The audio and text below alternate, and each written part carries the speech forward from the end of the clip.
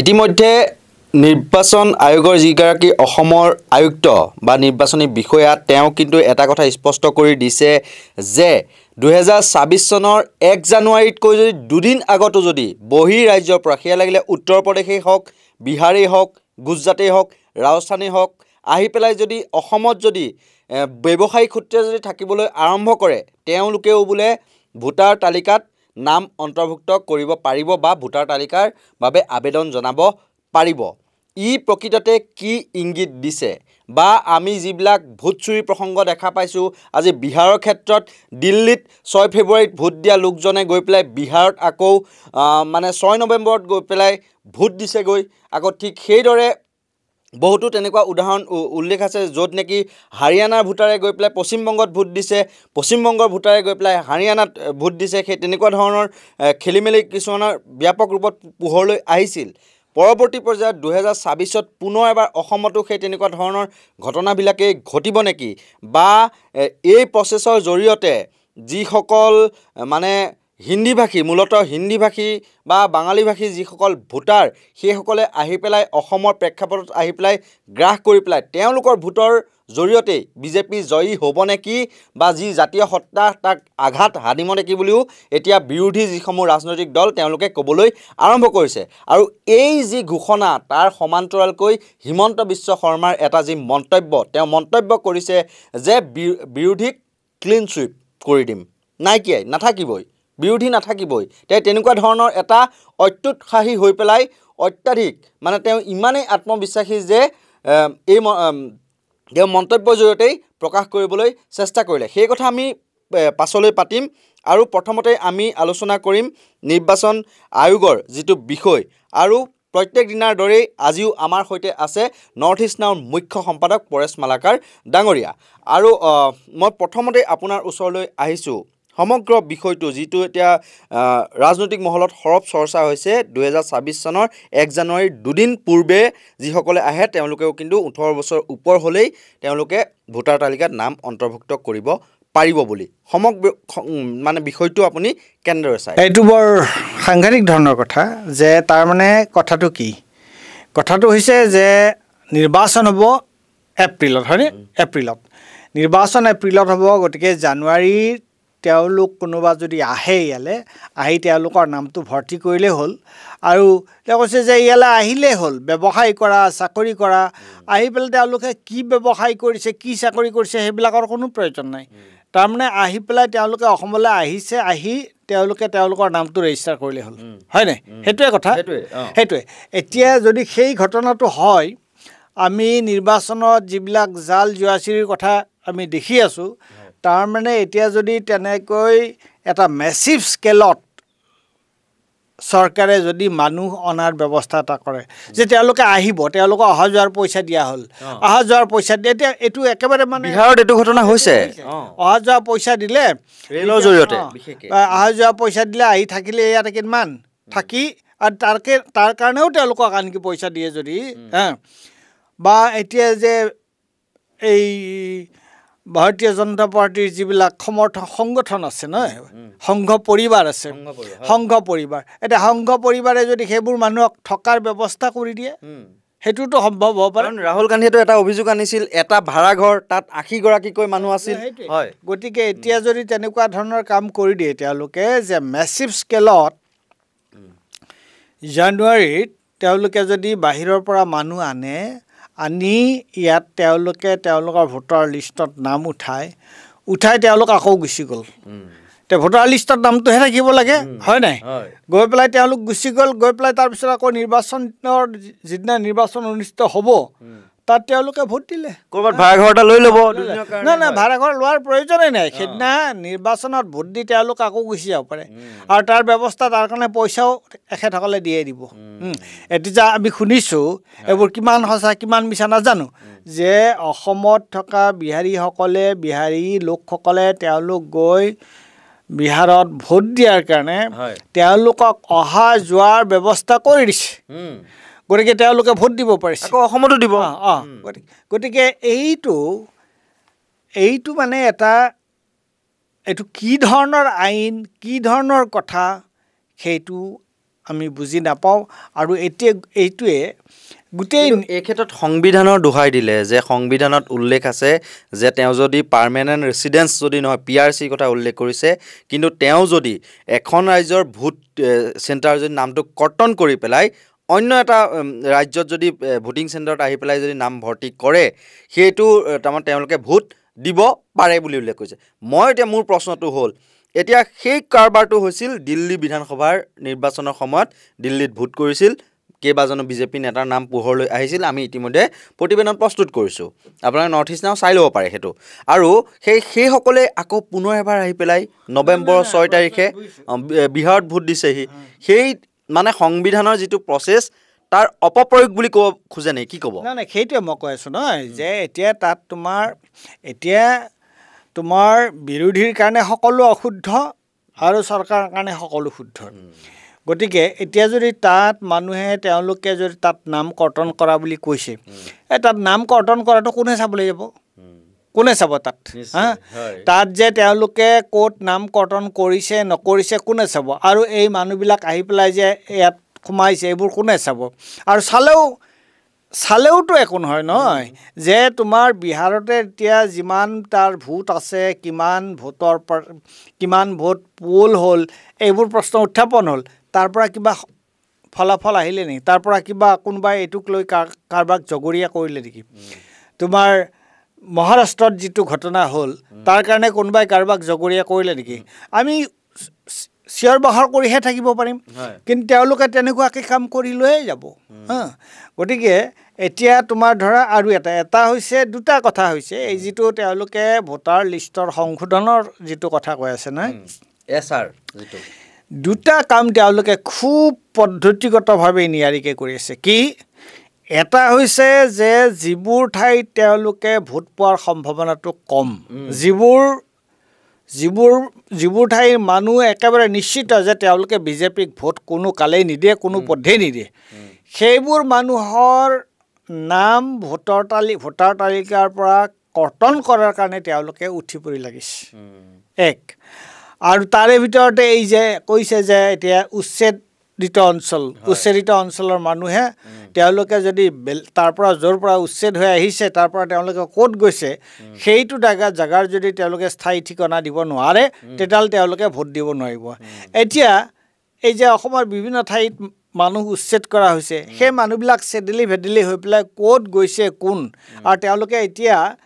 কেনেকুৱা ধৰণৰ আৰু তেওঁলোকে যদি এই মানুহবিলাকে তেওঁলোকেতো 10টা প্ৰশ্ন কৰিব নহয় যে তেওঁলোকৰ স্থায়ী বাসিন্দাৰ প্ৰমাণৰ কাৰণে তেওঁলোকে 10টা প্ৰশ্ন কৰিব গতিকে গোটেই কাৰবাৰটো হৈছে কি যে আইন কানুন কথা বতৰা এইবিলাক সকলো এই যিটো শাসকীয় দল সেই শাসকীয় দলটোৰ সুবিধা যাতে হয় সেই ধৰণে কৰা হৈছে আৰু শাসকীয় দলৰ বিৰুদ্ধে কোনোবা যি থাকে কোনোবাই যদি মত প্ৰকাশ কৰে তেওঁলোকক কেনেকুৱাকৈ ভোটাধিকাৰৰ পৰা বঞ্চিত কৰিব পৰা যায় তাৰ এটা ফন্দি তাৰ এটা কৌশল এওঁলোকে কৰিছে মই সেইটোৱে ক'ম নিশ্চয়কৈ মই এইখিনিতে আৰু এটা কথা কওঁ এইবোৰ দেখি শুনিও কিন্তু এতিয়া বিৰোধী দলসমূহৰ ভূমিকাটো ৰাইজক কেনেভাৱে সজাগ কৰিব বা ইয়াক কিবা ৰোধ কৰিব পাৰিবনে তেওঁলোকে কি ভাবে আপুনি নহয় এইটো চোৱা প্ৰশ্নটো হৈছে কি যে এতিয়া আমি ভাৰতবৰ্ষত বা অসমটো ভাৰতৰে অংশ আমি কি দেখিছোঁ আমি এটাই কথা দেখিছোঁ যে তেওঁলোকে চৰকাৰে মানে সকলো ধৰণৰ আইন কানুন তেওঁলোকে তাক কেনেকুৱাকৈ ভাঙি মোহাৰি বা তাৰ সুৰুঙা উলিয়াই তেওঁলোকে কেনেকুৱাকৈ এফালৰ পৰা তেওঁলোকে তেওঁলোকৰ মূল কথাটোৱে হৈছে নিৰ্বাচনী ৰণনীতি নিৰ্বাচনী কৌশল নিৰ্বাচন জিকাটো হয়নে এতিয়া সেইটো হৈছে চৰকাৰী কৌশল এতিয়া এই চৰকাৰী কৌশলটো বা এই চৰকাৰৰ যিটো ৰণনীতি ভাৰতীয় জনতা পাৰ্টিৰ যিটো ৰণনীতি এই ৰণনীতিটোক বাধা কেনেকৈ দিয়া যাব প্ৰশ্নটো হৈছে সেইটো বাধা দিয়াৰ একমাত্ৰ উপায় হৈছে মানুহ ৰাইজ গতিকে ৰাইজক যদি সংগঠিত কৰা নাযায় ৰাইজক যদি সঁচাৰ্থত যিটো সাংবিধানিক যি আমাৰ সংবিধানে যি আমাক অধিকাৰ দিছে গণতন্ত্ৰ বুলি ক'লে যিটো বুজা যায় গতিকে তাৰ কাৰণে ৰাইজৰ ওচৰলৈ যদি আমি নাযাওঁ ৰাইজৰ ওচৰলৈ যদি বিৰোধী দল নাযায় তেওঁলোকৰ দুটা মই ক'ম যে বিৰোধীসকলৰ এতিয়া দুটা মূল কাম কি এটা হৈছে they have to get United সকলো বিৰোধী শক্তি ঐক্যবদ্ধ হ'ব লাগিব এক আৰু 2 নম্বৰ তেওঁলোকৰ ভৰসা হ'ব লাগিব ৰাইজ মই আগতেও কৈছোঁ যে ইলেক্ট্ৰেল এৰিথমেটিক কৰি তেওঁলোকে যদি নিৰ্বাচন জিকিব খুজিছে সেইটো তেওঁলোকে বৰ ভুল কাম কৰিছে সেইটো সম্ভৱ নহয় এতিয়া ভাৰতবৰ্ষৰ বৰ্তমান যিটো অৱস্থা আৰু বিশেষকৈ হাৰিয়ানা মহাৰাষ্ট্ৰ আৰু বিহাৰৰ যিটো সম্পৰীক্ষা ভাৰতীয় জনতা পাৰ্টীয়ে কৰিলে তাৰপিছত অসমতো যিহেতু তেওঁলোকৰে চৰকাৰ আছে এতিয়া দুটাই কথা এটা হৈছে বিৰোধী ৰাজনৈতিক দলবোৰ সঁচা অৰ্থত তেওঁলোক ঐক্যবদ্ধ হ'ব লাগিব তেওঁলোকৰ মাজত বহুতখিনি এৰাধৰা হ'ব লাগিব আৰু 2 নম্বৰ কথা হৈছে তেওঁলোকৰ মূল ভৰসা হ'ব লাগে ইনটু জনসাধাৰণ ৰাইজ কিয়নো ৰাইজক ইমান সহজে আবুহা বাৰটো সহজ কথা নহয় গতিকে তেওঁলোকে কি কৰি আছে এতিয়ালৈকে কি কৰি থকা নাই মই সেই সন্দৰ্ভত ক'বলৈ নাযাওঁ কিন্তু তেওঁলোকে কি কৰা উচিত সেইটো মই কৈছোঁ আৰু সেইটো এটা অৱশ্যে তুমি কোৱা কথাটো এটা কথা মই কওঁ যে তেওঁলোকে যি পৰিস্থিতিটো দ্ৰুতভাৱে পৰিস্থিতিৰ যি অৱনতি হৈছে তে এই পৰিস্থিতিটো এই জৰুৰী যিটো অৱস্থা এই জৰুৰী যিটো আহ্বান সেই আহ্বানৰ প্ৰতি সেই আহ্বান আৰু সময়ৰ যি প্ৰত্যাহ্বান সেই প্ৰত্যাহ্বান গ্ৰহণ কৰি তেওঁলোকে কাৰ্যসূচী নিৰ্ধাৰিত কৰিব লাগিব কিন্তু তেওঁলোকে এই কথাটোৰ গুৰুত্ব তাৎপৰ্য কিমান উপলব্ধি কৰিছে সেইটো তেওঁলোকেহে গম পাব আৰু এটা কথা মই এইখিনিতে কওঁ যিগৰাকী প্ৰশান্ত কিশোৰে কিন্তু ৰাহুল গান্ধীৰ ভোট চুৰিৰ প্ৰসংগত ইমান সমৰ্থন জনোৱা নাছিল এটা সময়ত সেইগৰাকী প্ৰশান্ত কিশোৰে কিন্তু কালি পৰহি দিনা এক সংবাদমেল সম্বোধন কৰিলে এটা সমষ্টিৰ কথা উল্লেখ কৰিলে তেওঁ আৰু তাত ৰাষ্ট্ৰীয় সমতা দল যিটো মানে NDAৰ পাৰ্টনাৰ সেই প্ৰাৰ্থীজনক ৰাইজে চিনিয়েই নাপায় তেওঁ চিম্বলো চিনি নাপায় আৰু তেওঁ মানুহ পঠিয়াইছিল প্ৰায় মানে 70% মানুহে চিম্বলটো দেখুৱাইছে চিনি পায়নে নাপায় কিন্তু সেইজন মানুহ 1 লাখতকৈও অধিক ভোটত জয়ী হ'ল মানে মই এইকাৰণে এই কথাটো উল্লেখ কৰিছোঁ যে তেনেকুৱা ধৰণৰ অসমত হ'ব পাৰে নেকি তেনেকুৱা এটা ঘটনা যে নজনাকৈ কিছুমান কথা হৈ যাব চকুৰ আৰে বাৰ্থডে কে পিছে কিয়া হে নেই মানে কোনেও নাজানে নহয় সেইটো হৈছে কি যে মই কৈছোঁ সেইদিনানে এটা সাক্ষাৎকাৰত মই কৈছোঁ যে এই যিটো ভোট চুৰি মই এইটো ভোট চুৰি বুলি নকওঁ এতিয়া ভোট ডকাইতি বুলি ক'ম যে এইটো যিটো নতুনকৈ তেওঁলোকে যিটো কৰিবলৈ ওলাইছে মই ক'ম যে এইটো এটা দিন ডকাইতি আৰু ঘটনাটো কেনেকুৱাকৈ হৈছে ভোট চুৰি ভোট দিয়াৰ দিনা বা ভোটৰ তালিকা এই কথাবিলাকতো আছেই গোটেই যিটো নিৰ্বাচনী প্ৰক্ৰিয়া আৰম্ভণিৰ পৰা শেষলৈকে এই গোটেই নিৰ্বাচনী প্ৰক্ৰিয়াটোকে বিজেপিয়ে বিফলে পৰিচালিত কৰিছে এই গোটেই নিৰ্বাচনী প্ৰক্ৰিয়াটোৱে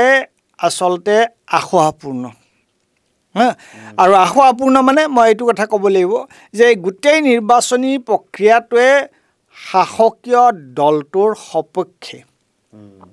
এই নিৰ্বাচনী প্ৰক্ৰিয়াটো এনেকুৱাকৈ পৰিচালিত কৰা হৈছে যে ইয়াৰ ফলাফল যাতে শাসকীয় দলটোৰ পক্ষে যায় বুজিছা কিয়নো এতিয়া যে আঁচনিবিলাকৰ কথা ওলাইছে বিহাৰত যিটো হ'ল যে নিৰ্বাচন চলি থাকোঁতেই নিৰ্বাচনৰ প্ৰক্ৰিয়া চলি থাকোঁতে মানুহৰ একাউণ্টত পইচা সোমাই গ'ল 10,000কৈ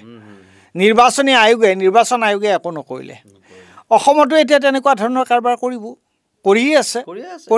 25,000কৈ দিম বুলি কালি ঘোষণা কৰিছে অপেনলি এতিয়া 10,000 দিছোঁ কেতিয়াবা 25,000 ল'বলৈ আপোনালোক এনেদৰে বোলে লগ হ'ব লাগিব কিন্তু ৰাইজ লাগিলে কোনোবা হাই প্ৰেছাৰ থকা মহিলাই হওক কোনোবা গৰ্ভৱতী মহিলাই হওক সেই অসুবিধাখিনি কিন্তু তেওঁলোকে নাচায় গতিকে গোটেই বস্তুটোকে তেওঁলোকে গণতন্ত্ৰৰ নামত আৰু নিকা আৰু স্বচ্ছ নিৰ্বাচনৰ নামত এই গোটেই বস্তুবিলাকে আচলতে প্ৰহসনত পৰিণত হৈছে আৰু এইটোক যদি সঁচাকৈ এই যে এই কক্ষচ্যুত হৈছে কক্ষপথৰ পৰা আঁতৰি গৈছে বাগৰি পৰিছে তাক যদি আকৌ কক্ষপথলৈ আনিব লাগে ডিৰেইল হৈছে ইংৰাজীত যাক কয় and if it is to be rail if it is to be properly put in proper place তাক যদি তেতিয়াহ'লে তাক এতিয়া মাত্ৰ এটাই উপায় আছে সেইটো হৈছে জনসাধাৰণক লগত নোলোৱাকৈ এই কামটো কৰিব নোৱাৰি গতিকে চৰকাৰে যিমানেই চেষ্টা নকৰক কিয় যদি জনসাধাৰণ এবাৰ সজাগ হয় তেতিয়াহ'লে চৰকাৰে কৰিব নোৱাৰিব এইটো কিয়নো মানুহৰ হাতত একোৱেই নাছিল স্বাধীনতা আন্দোলনৰ সময়ত ভাৰতৰ মানুহৰ হাতত একোৱেই নাছিল আৰু ব্ৰিটিছ যি ব্ৰিটিছ শক্তি তেতিয়া কয় যে তাৰ তোমাৰ সূৰ্য ডুব নাখায় ক'তো তোমাৰ আজি যদি ইফালে সূৰ্য ডুব খাইছে আৰু সূৰ্য বেলেগ যে ব্ৰিটিছ সাম্ৰাজ্যত কেতিয়াও সূৰ্য অস্ত নাযায় তেনেকুৱা এটা অৱস্থা আছিলে ব্ৰিটিছ সাম্ৰাজ্য কিমান শক্তি শৌৰ্য বীৰ্য সেই ব্ৰিটিছ সাম্ৰাজ্য বাদক ওফৰাই দিছিলে মানুহে কেনেকুৱাকৈ আন্দোলনৰ জৰিয়তে গণতান্ত্ৰিক আন্দোলন অসহযোগ আন্দোলন অহিংস আন্দোলন গতিকে এতিয়া ভাৰতবৰ্ষত যিটো আমি প্ৰৱণতা দেখা পাইছোঁ আৰু তাৰে এতিয়া শেহতীয়াকৈ অসমত এইটো হ'বলৈ গৈ আছে গতিকে একমাত্ৰ ভৰসা হৈছে ৰাইজক যদি সংগঠিত কৰা নাযায় ৰাইজক সংগঠিত কৰি গণতান্ত্ৰিক উপায়েৰে অহিংস আন্দোলনৰ যোগেদি এইবিলাকক যদি বাধা দিয়া নাযায় বাধা দিয়াৰ কোনো উপায় এতিয়া মই দেখা নাই মই একে শেষত আহিছোঁ কালি মুখ্যমন্ত্ৰী ডক্টৰ হিমন্ত বিশ্ব শৰ্মাক অতিকৈ অত্যুৎসাহী দেখিবলৈ পোৱা গ'ল আৰু তেওঁ কৈ দিছে যে বিৰোধী ক্লিন চুইপ হৈ যাব আৰু লগতে কৈছে যে গৌৰৱ গগৈয়ে পাকিস্তানত গৈ পেলাই নিৰ্বাচন খেলিব লাগিব একোৱেই নাথাকিব বিহাৰে অসমতো আমি ক্লিন চুইপ কৰি লৈ যাম কংগ্ৰেছ মানে একো নাথাকে গৌৰৱ গগৈয়ে পাকিস্তানত গৈ ইলেকশ্যন উঠিব লাগিব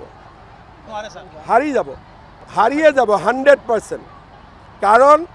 অসমৰ মানুহৰ মেইন চিন্তা হৈছে মিয়াক লৈ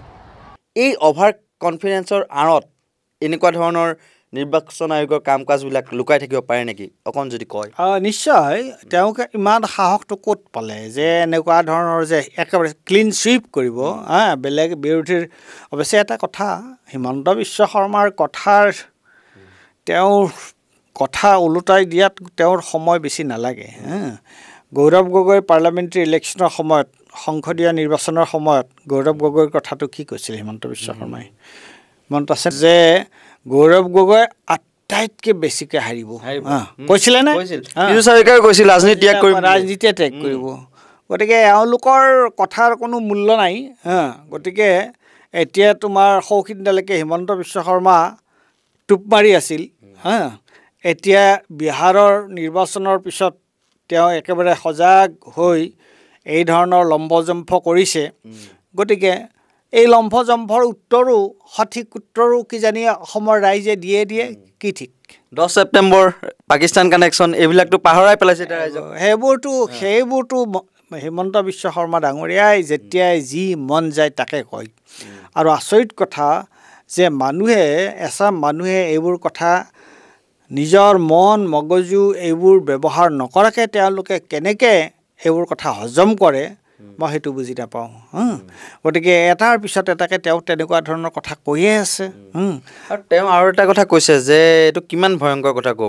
হ'ব পাৰে যে অসমৰ এতিয়া মেইন সমস্যা অন্য একোৱেই নাই কেৱল মিয়া অসমৰ মেইন সমস্যা তেওঁৰ মতে আৰু বিৰোধী দলসমূহ এতিয়া মিয়াৰ পক্ষত আছে সেইকাৰণে অসমৰ মানুহে বোলে ৰিজেক্ট কৰিব এইটো কেনেকুৱা কথা এইবোৰ কথা কিমান কম এই যে মিয়াৰ কথা তেওঁলোকে কৈ আছিলে তেওঁলোকৰ আচলতে কিবা আত্মসন্মান বোলা বস্তুটো আছেনে নাই নৰেন্দ্ৰ মোদীয়ে 2014 চনত যেতিয়া নিৰ্বাচনী প্ৰচাৰ কৰিবৰ কাৰণে আহিছিল অসমত কি কৈছিল তেওঁ 2016 চনৰ পিছত মানে 16 মে'ৰ পিছত বাংলাদেশে তালি টোপোলা বান্ধিব লাগিব 2014 চনৰ 16 মে'ৰ পিছত বাংলাদেশে তালি টোপোলা বান্ধিব লাগিব কি হ'ল হা তাৰপিছত তোমাৰ এই যে মিয়া কৰি যে তেওঁলোকে আছে এই তাৰ সমস্যা সভ্যতা ৰক্ষাৰ যুঁজ আছিল যে 2019ত এইবোৰ গতিকে এইবোৰ এতিয়া হিমন্ত বিশ্ব শৰ্মা আচলতে এটা কথা এইটোৱে জানিব লাগে ৰাইজে যে তেওঁ যে ইমান উন্নয়নৰ কথা কৈ আছে নহয় দিন ৰাত এই যে ফ্লাইঅভাৰ কৰি আছে অমুক কৰি আছে তমুক কৰি আছে এইবিলাক তেতিয়াহ'লে তুমি আকৌ মিয়াৰ সমস্যাটো কি মিয়া ইছ্যুটো কি আনিব লগা হৈছে তুমি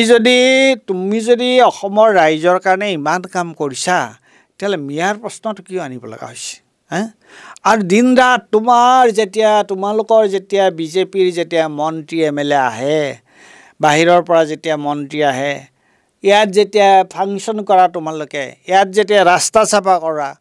ইয়াত যেতিয়া ৰভা দিয়া কাক লোৱা আজি এতিয়া ৰিচেণ্ট মানে মঙলবাৰে আপোনাৰ বুধবাৰে মৰাণত তাৰমানে দুগৰাকী শ্ৰমিক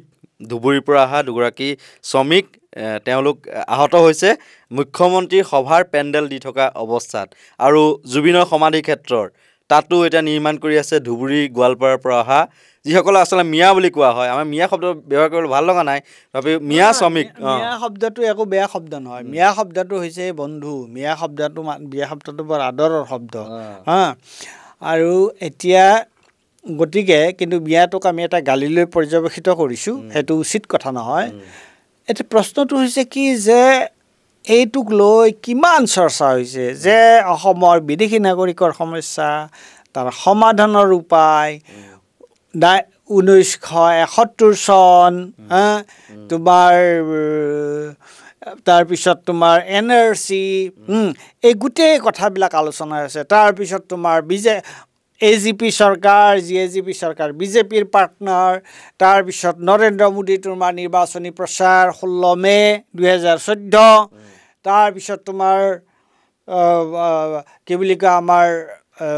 সোণোৱালৰ চৰকাৰ 5 বছৰ হিমন্ত বিশ্ব শৰ্মাৰ চৰকাৰ 5 বছৰ তাৰ আগতে কংগ্ৰেছৰ চৰকাৰত তোমাৰ অসম চুক্তি ৰূপায়ণৰ মন্ত্ৰী হিমন্ত বিশ্ব শৰ্মা গতিকে এই ভুৱা প্ৰচাৰবোৰ তেওঁলোকে আৰু কিমান দিন চলাই থাকিব আৰু ইমানেই যদি তোমালোকে কাম কৰিছা কিয় বাৰে এই ডিভিচিভ এই বিভাজনৰ যিটো বিষয় সেই বিষয়টো তোমালোকে কিয় আনিব লাগে তাৰমানে তোমালোকে ৰাইজৰ কাৰণে একো কাম কৰা নাই নেকি বিফল হৈছে নেকি সেইটোৱে নিশ্চয়কৈ এনেদৰে আমি আজি এই যি সাময়িক অনুষ্ঠান তাত বহুখিনি কথা ইতিমধ্যে আলোচনা কৰিলোঁ আৰু কেনেদৰে সংবিধানৰ দোহাই দি আচলতে তেওঁলোকৰ কাৰণে সকলো সম্ভৱ কিন্তু বিৰোধীৰ কাৰণে হয়তো সেয়া সম্ভৱ হৈ নুঠিব পাৰে তেনেকুৱা এটা ছিষ্টেমৰ জৰিয়তে তেওঁলোকে কামবোৰ কৰিব ওলাইছে আৰু পৰেশ মালাকাৰ ডাঙৰীয়া ইতিমধ্যে উল্লেখ কৰিলে যে নিৰ্বাচন আৰম্ভ হোৱাৰ পৰা শেষ হোৱালৈকে তেওঁলোকৰ শাসন আৰম্ভ হোৱাৰ পৰা নিৰ্বাচনৰ ৰিজাল্ট দিয়া দিনটোলৈকে সকলো প্ৰকাৰে সকলো যিসমূহ স্বতন্ত্ৰ প্ৰতিষ্ঠানেই হওক বা প্ৰশাসন যন্ত্ৰই হওক তেওঁলোকে নিয়ন্ত্ৰণত ৰাখি পেলাই তেওঁলোকৰ পক্ষত কাম কৰাবৰ বাবে ইতিমধ্যে বাধ্য কৰোৱা বুলি বিভিন্ন প্ৰমাণ ইতিমধ্যে দেখিবলৈ পোৱা গৈছে আৰু এই ক্ষেত্ৰত কিন্তু বিৰোধী ৰাজনৈতিক দলসমূহতকৈও সৰ্বসাধাৰণ ৰাইজ সজাগ হ'ব লাগিব কোনো প্ৰকাৰে যদিহে প্ৰকৃততে উন্নয়ন কৰিছে যদিহে ভাল কাম কৰা বুলি আপোনালোকে ভাবিছে তেতিয়াহ'লে ভোট দিয়ক কিন্তু আপোনালোকৰ ভোটটোৰ বহুত মূল্য থাকিব গতিকে সজাগ হওক সচেতন হওক আঁচনি ধন দিম বুলি কৈছে আঁচনি ধন দি আছে সেয়া কোনেও কাৰো পকেটৰ পৰা দিয়া নাই সেয়া আপোনালোকৰ প্ৰাপ্য যদিহে আপোনালোক তাৰ উপযুক্ত হয় গতিকে ভোট দিয়াৰ ক্ষেত্ৰত বা তেনেকুৱা ধৰণে হঠাৎ আপোনাৰ কাষৰীয়া অঞ্চলত ভাড়াঘৰে হওক বা কোনো প্ৰতিষ্ঠানত হঠাৎ বহু সংখ্যক লোক আহি পেলাই বহিৰাজ্যৰ পৰা বসতি স্থাপন কৰিছে নেকি সেই কথাটো কিন্তু নিশ্চয়কৈ লক্ষ্য ৰাখিব লাগিব আপোনালোকে চোকা নজৰ ৰাখিব লাগিব যাতে তেওঁলোকে পুনৰ আকৌ বিহাৰৰ পৰা বা উত্তৰ প্ৰদেশৰ পৰা বা গুজৰাটৰ পৰা আহি অসমত মনে মনে ভোটদান কৰি আকৌ যাতে তেওঁলোক অন্য যাতে তেওঁলোকৰ নিজৰ ৰাজ্যলৈ যাতে ৰাওনা নহয় সেই তেনেকুৱা ধৰণৰ প্ৰচেছ যাতে এই চৰকাৰখনে কৰিব নোৱাৰে তাৰ বাবে কিন্তু সজাগ সচেতন হৈ থাকিব লাগিব আপোনালোক সাধাৰণ জনতা সাধাৰণ ভোটাৰ ৰাইজ এনেকুৱা ধৰণৰ যি সত্য নিৰ্ভীক আৰু নিৰপেক্ষ বিশ্লেষণ তাৰ বাবে আপোনালোকে চাই থাকিব নৰ্থ ইষ্ট নাও আৰু ইয়াৰ লগে লগে মই কল্পজ্যোতি শইকীয়া আৰু পৰেশ মালাকাৰ ডাঙৰীয়াই আপোনালোকৰ পৰা বিদায় লৈছোঁ ধন্যবাদ।